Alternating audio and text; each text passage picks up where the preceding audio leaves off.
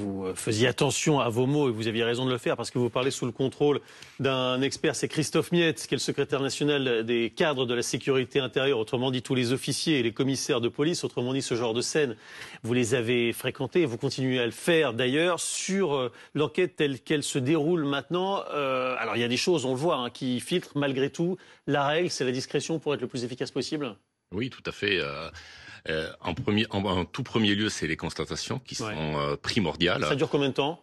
Les constatations, c'est le temps de mettre en place le dispositif au niveau du Louvre, de saisir tout ce qu'il y a à saisir, voir les auditions, voir tout ce qui est téléphonie. Ça va être un environnement, c'est une première phase qui est plus ou moins longue, avec toute l'expertise et le savoir-faire de la police judiciaire française. Là-dessus, on a pas mal de savoir-faire.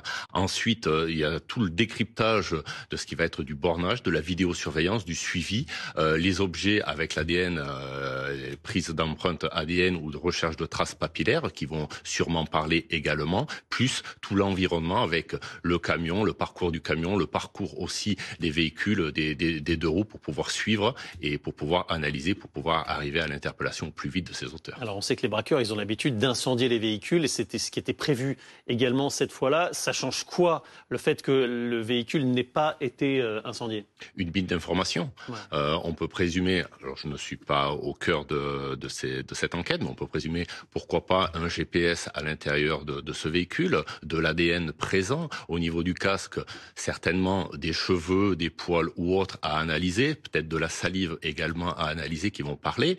Tout ce qui est gants, gilets vont parler également. Donc ça nous donne un faisceau d'indices pour pouvoir déterminer le ou les auteurs et les identifier. Alors ce qui est très important aussi dans ce cas, c'est qui explique ce départ un peu précipité des cambrioleurs, c'est le timing. Ils sont restés 7 minutes, tout le monde était un peu sidéré par ce timing, mais c'est très important. On a l'habitude de le voir dans les films de cambriolage.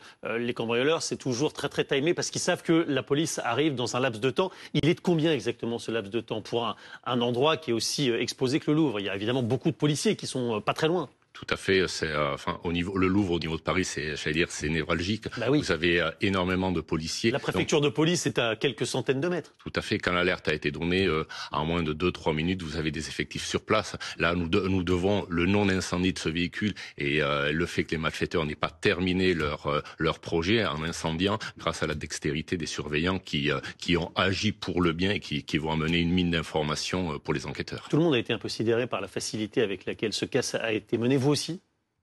Oui, c'est digne d'un film ou d'un roman policier. C'est vrai, on ne le voit pas tous les jours. Mais bon, ils ont commis des erreurs. La police judiciaire française est fin limier aussi en la matière. Et je ne doute pas que nous allons retrouver ces malfaiteurs. Oui, mais en revanche, on peut douter sur le fait qu'on retrouve le butin. Ça, et dans l'intégrité du Trésor national. Est-ce qu'il va être fondu ou autre? Ça, c'est des questions qui vont se poser par la suite.